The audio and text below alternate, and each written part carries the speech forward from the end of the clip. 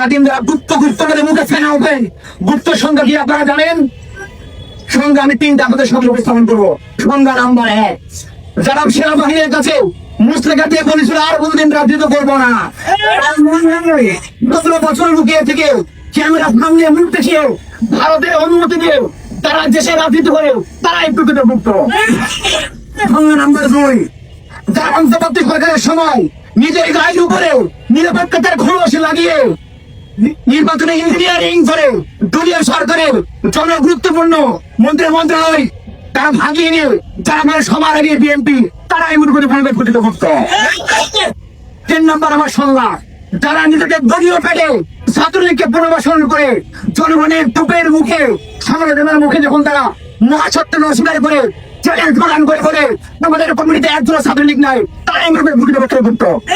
সম্মানিত ভাইরা, এই গুপ্ত সত্য প্রকাশ আলটিমেটলি কোনো বিষয় না, এটি একটা টানটায়। বিএনপি সরকার যখন ধারাবাহিক ভাবে দেশ চালাতে ব্যর্থ হয়েছে, তখন তারা প্ল্যান করে গুপ্ত ত্যাগ দিয়ে ছাত্রদলকে মাঠে নামিয়ে দিয়েছে, যাতে করে জনগণের দৃষ্টিভঙ্গি অন্যদিকে আড়াল করা যায়, অন্যদিকে প্রভাবিত করা যায়।